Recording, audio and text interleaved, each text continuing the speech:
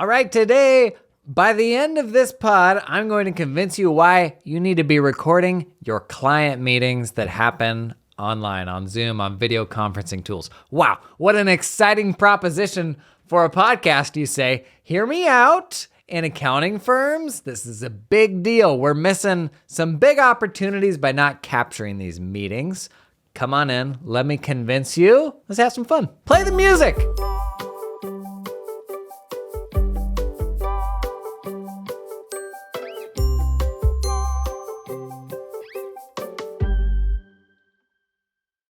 You know what? At the end of the day, it's your decision whether you do this or not. But I used to be in the camp that's like, it's weird, so I'm not going to do it. I now think I'm in the camp that says it's worthwhile and on the path to being normalized. So what I'm talking about here specifically, video conferencing tools, Zoom, Microsoft Teams, that sort of thing. We've probably all been on those calls where a note taker joins that is like recording the meeting or creating a transcript of the meeting. This is not a human note taker. This is an app that is doing the note taking. The popularity of these tools took off when late last year we saw some huge improvements in how auto caption tools work and big time reductions in the cost.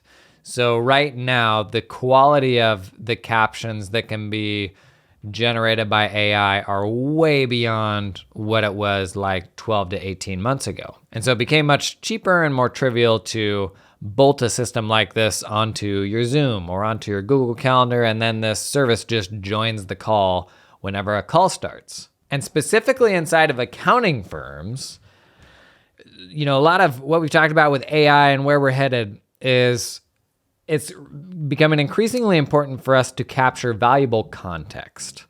And examples of context are like organizational email, you know, all the conversations you've had with clients in the past. Team chat, if you use team chat with clients.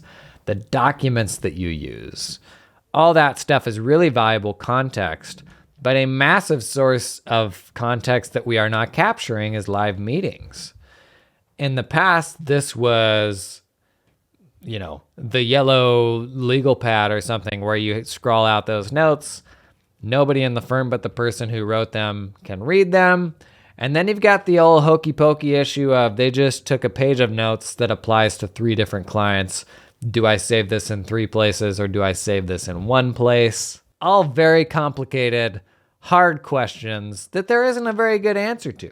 But the better version of this is a full doggone transcript of everything that was said in that meeting. Because, if you came of age in accounting firms, you know just what a pain in the butt it is to find the meeting notes, to just track that person down to be like, did you remember to ask Steve about just this one last question I have to get the tax return out the door or the financials out the door? And when it's your boss having these meetings, that can be a really frustrating affair. The other thing that you come upon a lot is you get to like the end of a project and you've got an open question and you're like, did I talk with them about that thing? It feels like at some point in the past, we may or may not have discussed that, but you're not quite sure. And now you're afraid you're going to look like a numpty for asking the client for that information that they may have already given you. So you do the old searching, through Outlook, searching through Gmail, and that's just a whole frustrating experience in and of itself, just the search functionality of email. And the odds are, no matter what, you're not going to find it. Just not going to happen. Never works out that way. So for me, to be able to have a record of all these past meetings, that's gold for me. Really valuable. But let's acknowledge that is weird. It is not yet normalized. So we're going to talk about some tools, what they do, how to normalize it with your clients. I think there's a way. I'm feeling inspired, and it will make you all much smarter and more productive and live a more fulfilled life. Okay, so examples of tools that were kind of innovators here. One of the OG ones was Fathom, and it is still a free meeting recorder that anybody can bolt on to their meetings. Now, what does that ultimately mean because it's free? Probably not good things. It's probably worth paying for something. I'm not going to assume they steal all of your data, but that's just how those things usually go. So it works with your Zoom, with your Microsoft Teams, with your Google Meet. And when you're in a meeting, there'll just be another box there for a person that is Fathom. And in the end, it can send out summaries to all participants. Super handy. It can create follow-up items. You can integrate it with like your task management system to push follow-up items out. Another great argument for these systems is oftentimes people will get pulled into meetings just to maybe pick up a little tidbit that they needed to be a part of. And what I see with these types of tools is it's easier now to add a colleague to a meeting or add them in, Fathom or whatever you're using, just so that that person's in the loop when the meeting wraps. So when the meeting wraps, they get the same call summary, action items, all that stuff that your client got.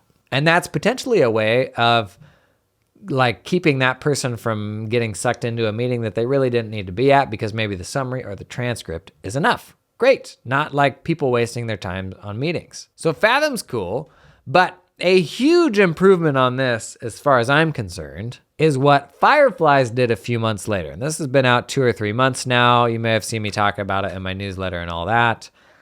But the really cool thing that Fireflies added is a chat assistant that can see into those meeting transcripts. Now, I'm all for a meeting summary. That's helpful. They're usually pretty accurate. It can get a little complicated in situations where things are said in a meeting that are actually contradictory to itself. So oftentimes a meeting will start with consensus in one place and end with consensus in a totally different place. Sometimes that can make the summaries confusing, but the context in which I come back to meeting transcripts is 90% of the time when I want to know a very, very, very specific thing. Was this thing said? And that might be included in the summary, but like by definition, it may not because the summary is not going to include everything. And so what Fireflies enables is you can actually chat with a specific meeting. There's a little meeting assistant. So I can roll up and be like, hey, did they talk about the rental property in Astoria or something very specific like that, which is just the little bit that I want to get from it. And it'll be like, yep, they talked about it at this timestamp, or here's a summary of what they talked about, or no, they never talked about this. You can even ask it for like timestamps of when specific things were brought up, because if there's an hour-long meeting, if there's a video recording or something like that, good luck ever finding it in video. But it'll basically just let you jump around in a more efficient way to find the actual thing that you wanted to talk about. So that's Fireflies. I'll put a link to Fathom and Fireflies in the show notes.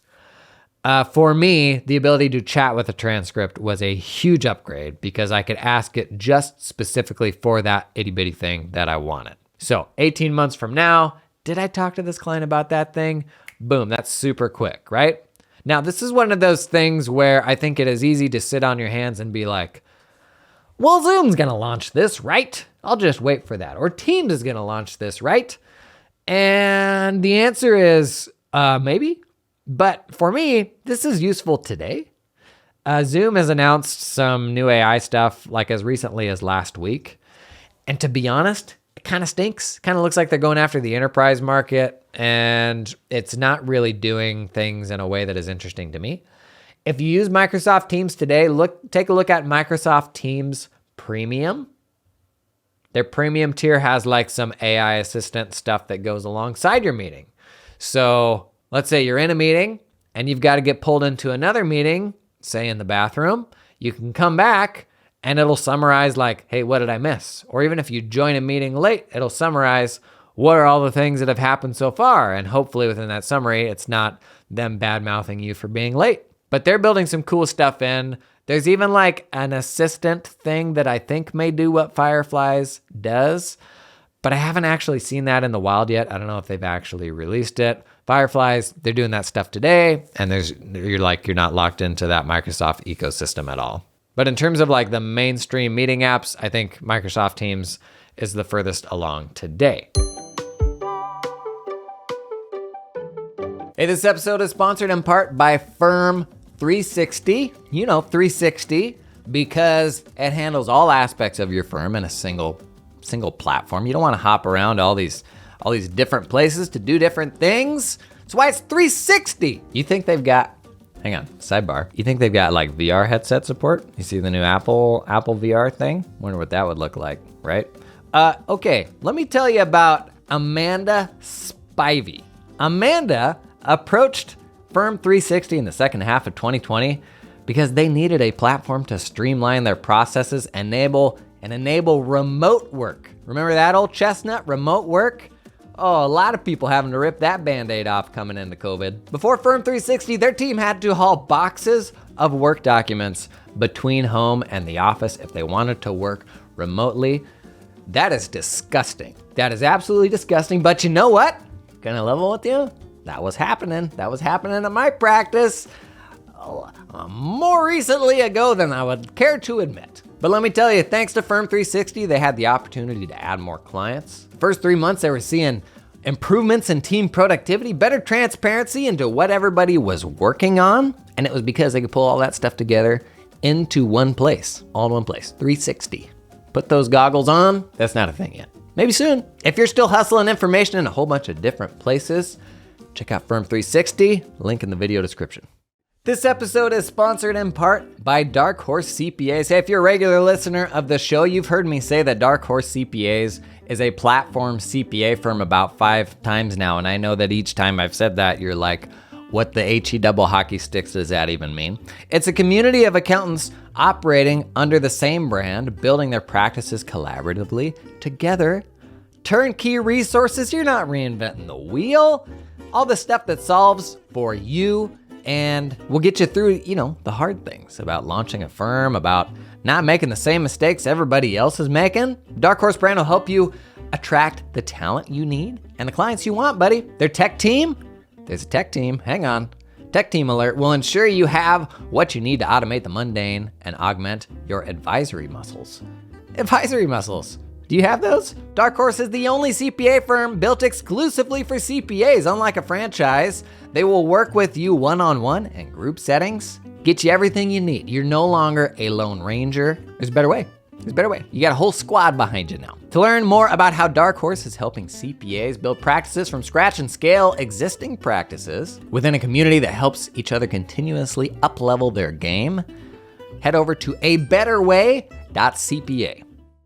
Now, ultimately, the perfect version of this, if you think back to this is your practice management system on AI stuff that we've talked about, the best version of this is built into my practice management system, right? That's where I want that information to live alongside emails, alongside documents, and all of that. There's a couple oh snap moments that we're going to get in the next 12 to 18 months from our practice management systems that will be incredible. One is when a meeting transcript resolves an outstanding request. So we're staging requests in our practice management system. Here are all the things that we need from a client. My colleague hops on a 30-minute Zoom with them. When it gets that Zoom transcript and the client answered some questions that resolve those requests, buddy, let me know right away. Resolve that request, notify the right person, put the information in there, link it to the transcript that has the source of truth for that answer. That is going to be wild because if you think about all the situations within a team where a client may tell one person something, but the other person has the question, they're trying to track it down. Maybe today I create a request that is resolved a month from now when my colleague meets with them. Or maybe today I create a request that can be resolved from a meeting transcript that's now a year old. That's just as valuable, right? So when I create that request, I want it to be like, whoa, Tiger, check out this transcript from a year ago. Does this answer your question? All of that is gold. Right now, we need to be capturing that stuff. So ultimately, when we have that functionality, it's useful. So meetings resolving requests, that's one really cool kind of oh crap moment. The second one is a universal search across all this stuff within our practice management system. And this is enabled by, what we talked about last Friday, embeddings and vector search. I know, this stuff is the underpinning of all of the coolest new AI stuff that we're getting. So basically all of the documents in your practice management system, all of the transcripts, all the emails, all that stuff is embedded. So when I search for something, It's not doing a text-based search. It's doing a conceptual search of here are the most similar things I can pull up for you. And that can even be extended into like third-party things that they're integrated with. Imagine having a single search that searched across emails, projects, documents, like the contents of the documents, meeting transcripts, your calendar, the client's accounting ledger, the documents associated with those transactions. Imagine getting all of that stuff in one place rather than like 15 really crappy versions of that search experience in 15 different places, right? Like even just having a search function right now across your past meetings would be absolute gold. But this is where we're headed. Like this is one of the really cool things that AI enables is it makes information more discoverable. It pulls all that stuff in a more meaningful way, but it starts with building that context and capturing that context that we may not be capturing today. And meetings are a huge source of valuable context. Now, how to do this practically, because it's weird. How do I navigate this with my clients? I'm having a one-on-one meeting with my client. How do I explain that third weirdo that is also sitting in the room that is a robot? Well, I think like the most important thing to acknowledge here, and if I can think to like my clients who would have been like, oh, this is weird, I'm kind of uncomfortable. Ultimately, if the reason that my client is uncomfortable is because they don't want what they're going to tell me to be recorded, do I even want them to tell me that thing to begin with? If I can only have conversations with you on burner phones, you may not be the client for me anyway. So it is worth acknowledging, can you help me to understand why this makes you uncomfortable? And like talking through that a little bit, like I think that problem usually solves itself unless you've got those clients that are looking for creative accountants that can quote unquote think outside the box. That type of client, sure, maybe they don't want to be recorded. But the really simple framing here is, hey, this ensures that my entire team is up to speed on the things that we discussed. It gives me this ironclad memory so that I don't have to ask you for that same thing 3 years from now. And I think this can be normalized from the time you begin the client relationship. So I was talking with Chad Davis at Engage about just like kind of weird, squishy human, like setting expectations on a firm for things as simple as, is your team required to have video on when you have a Zoom meeting? Like stuff like that. And they've been doing the remote thing for like over a decade now. And so I was just kind of picking his brain on the policies they've gone through for that and just how they manage that conversation. But they have the same thing with clients. Like if I'm going to get on a Zoom meeting with a client, is my expectation that they're going to be on video or not? And the age-old struggle, what happens when you get on a Zoom meeting with somebody and you've got the video on and they don't? Do you just pretend like you didn't notice you had the video on and like ride it out and avoid eye contact with the webcam? Do you then immediately turn the video off as if you missed some sort of social cue that should have indicated that we're all coming to this like no guns blazing? Don't act like you don't overthink this like I do. I know we all do. But anyways, setting client-facing expectations for what video looks like. For them, in their firm, that just always happened at the very beginning of the sales process. They would say something as simple as, hey, we do all these meetings via video conferencing. We love being on video. We think there's certain things that can be communicated on video better than just over audio. But if you want to go video off, that's totally fine too. That's just kind of our default. Let us know, like, what are you comfortable with? You have that conversation once and you're good. Like, no problem after that. So, like, through the same lens, a meeting recorder, I think, is something that you just frame the very same way. And like in the initial time that you talk with someone, that may be new for them, but you just outline, I have a lot of these conversations every single day and I don't have a perfect memory. This enables me to be more engaged in a meeting and what we're saying rather than scrambling, trying to take notes of everything. If you have a team, it's really easy to say, this ensures that my whole team is up to speed on the things that we discuss and that I don't leave any details out if I'm then trying to play telephone and communicate this stuff to them. It just keeps us all on the same page and it keeps a record of where we're at and the things that we discussed for years to come so that I don't have to bug you with the same questions ever again. And for a reasonable person, like, I think that's pretty straightforward. Like, I don't think most people are going to have an issue with that.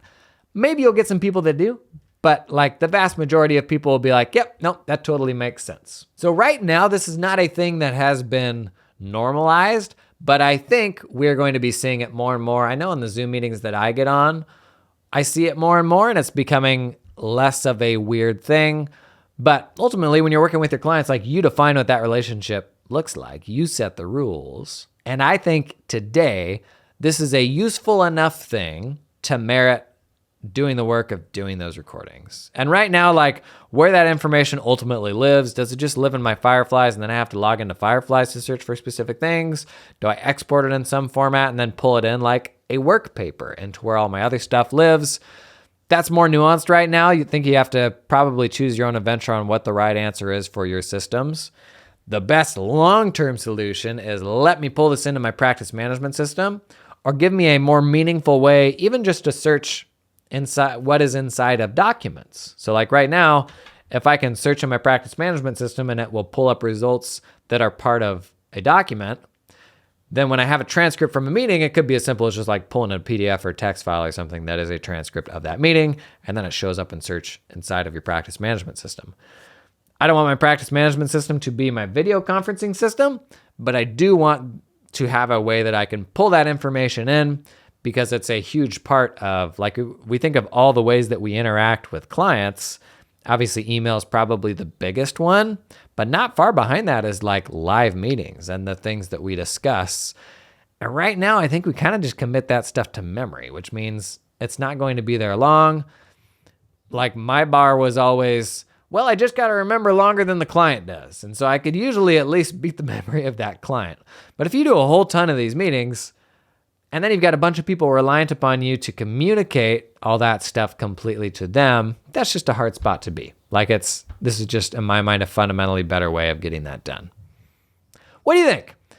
Thumbs up, thumbs down. Have you done this before? What has the experience been? Do you have any best practices for how to navigate what's maybe a little bit of an awkward conversation with clients? I think this is going to become more the norm, and for us, that is a good thing. This episode is sponsored in part by Client Hub. This week on Tales from the Hub, that's right, it's back. Remember last week we were talking about super smart accounting firm, and they were celebrating how everyone could stay on top of things from Client Hub's jobs dashboard. That's right, I said celebrating. They were celebrating it. Now they're getting ready to head to conferences. It's conference season. I've been talking about conferences a lot lately, right?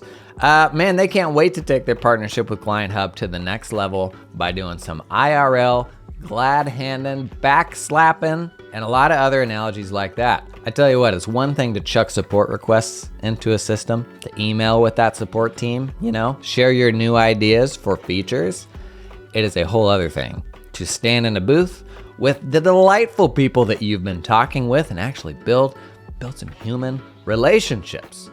Client Hub, co-founded by a former firm owner. It's why they just seem to get it. It's why when you flip the switch on Client Hub, you're like, wow, these people understand me, they understand my pains, and they understand why all I want is for my client to respond to my request. Well, now super smart accounting firm, they can't wait to see Client Hub at Scaling New Heights in a couple of weeks. You gonna be there? I'm gonna be there. Client Hub's gonna be there. Let's all hang out. Even if you're a Canadian, they're gonna be at CPB Ignite in September this year. I got no idea what that is, but if you're Canadian, you probably do. That's it for this week's episode of Tales from the Hub. Check out Client Hub if you're gonna be at these conferences. Let's hang. Swing by their booth. You can meet the actual people behind it. Parting thought. Last Sunday, my main channel video was about video deliveries. It's something we've talked about here before, delivering tax returns and financial statements over video. And I'm like, that is never something that's going to be for everyone, and I acknowledge that. But there's kind of this maxim I've tried to stick to, something along the lines of perception is reality when the client doesn't understand what you do. Like, we take pride in our technical ability, and there's nothing more rewarding to us than like the respect of our peers, the people who have a deep technical understanding of accounting or tax, and they look at you and they think, wow, that person really knows what they're doing. The problem is that ability is never going to be the thing that gets you home for dinner. And your clients, like, they will never understand that. This is the work that we do is not something that can be easily benchmarked from firm A to firm B. Like, take a tax return. If you send the same tax return to two different firms and they give you different answers, one answer may be more positive than the other, but you still don't know if it's correct. Like, sure, you can just make up deductions and give somebody a better answer. So how is a layperson ever going to know who's better at this or that? Honestly, same kind of thing with accounting. Like, there's so much of this that is subjective. There is never in my mind a path to a client being able to truly put their finger on this and be like, ooh, technically this person is better than that person. And that's why this ends up being like a relationship business. And like, how can you make them feel about what you're doing for them? Because they just don't understand the nuts and bolts. And as long as they don't understand the nuts and bolts, they will cling to the aspects of the process that they can understand. And that is stupid, arbitrary stuff. Like, how does this person present on video? Like, can I see the mustard stain on their shirt when we get on a Zoom call? Do I like what the lobby looks like when I come in, or does it look like an old legal firm? And maybe that's what they want it to look like. Like, it's really dumb and really annoying, really arbitrary, especially for us who invest in all these technical things and we assign importance to our technical abilities. But man, like, there's a baseline level of ability that you have to run a business like this. But all the technical ability in the world doesn't get me home for dinner, doesn't help me run a profitable company, doesn't make me a good manager of people. And video deliveries to me, like, I'm so convinced, is just one of those itty bitty things that does not take that much time that massively impacts the perception of the work that you just did. And building a more profitable practice, like, yes, it is about greater specificity in the people that you help, being more efficient and increasing prices and all of that stuff. But it's about finding those itty bitty little things that people assign value to. So like in more like traditional business education, they talk about like the value chain, and, Tesla is an example of a company that like cut out some stuff, some overhead that some automobiles had that people didn't. Did I just say automobiles? They cut out stuff from automobiles that people didn't value and doubled down on stuff that people did value, like good software, like it feeling like a modern experience sitting inside of a car. And like my path to a profitable accounting firm is about like, how can I stumble into those little nuggets that deliver a disproportionate amount of value as part of this entire project? And for you, that may not be video, but for me, when it came to delivering tax returns, financial statements, and all that, man, it was totally video. Because in like 3 minutes, I could totally dazzle somebody that we spent like 10 hours on that thing. And if I didn't take that 3 to 5 minutes to make the video, we would have sent that thing off and they'd have been like, okay, thanks. Like, I paid you to do this thing. But with that little bit of extra effort, like, it totally changed the value that they assigned to what we did, because they had a better understanding of the work that went into it and like what all those outputs meant. And I'm like, I super geek on what are those little tiny like value adding things and how we deliver things to clients and how we do our job and how we work for other people and how we set a great first impression when you meet somebody. When it comes to firm running, I think there's like some low hanging fruit there where maybe because we are so attached to the technical aspects of what we do, we don't pay attention to like the window dressing and the stuff that people will form an opinion on because they don't have anything else upon which to form an opinion. So like, honestly, stuff like how you present on video, what your video background looks like, what your website looks like. Like, I get that you don't need any more clients, but if somebody goes to 2 accounting firm websites and yours is like super dumpy and you haven't touched it in 10 years because you don't need more work, but somebody else's is like very impressive and helpful, like they're probably going to assign more value to that other firm just because their website is cooler. And I get that. That's annoying to me too. But when they don't understand what you do, like, it is all about the narrative and how it's delivered and all of those fuzzy things around the edges that frankly none of us went into accounting to have to deal with, right? Like, traditionally we're not the type of people that enjoy doing those non-technical things, but they matter. And if that's a hard thing for you to invest in and work on, like, that's probably a good person to pull into the business. Like, is there somebody else in the team that can like give the TLC to the style of the newsletter and like just kind of those things that may otherwise be rough around the edges? You got any examples of those little like tidbits that deliver a disproportionate amount of value? I always got really excited when we stumbled into those things because they ultimately led to us being able to charge more for our engagements and double down on like the stuff that clients were most excited about. Hey, thanks for coming and hanging today. What is it today? Thursday? Friday, tomorrow, we're going to do another little thought experiment. A couple weeks ago, we talked about what if AI, like what is the worst case doomsday AI scenario for accountants?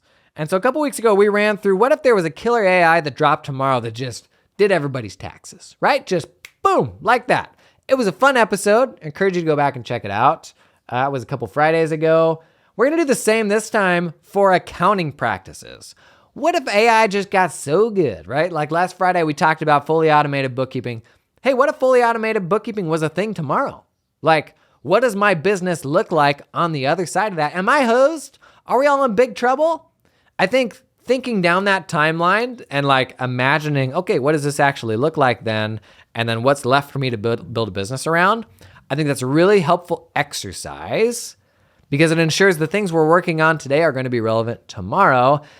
And in my experience, it takes a whole lot of fear out of all of this discussion that we're going to get displaced because it's not going to make your clients any more organized. They're still not going to understand what the heck they're looking at when there's a balance sheet and P&L and all that. But we'll do a deep dive on that tomorrow. Should be a fun discussion. Thanks for coming and hanging, and I'll see you there.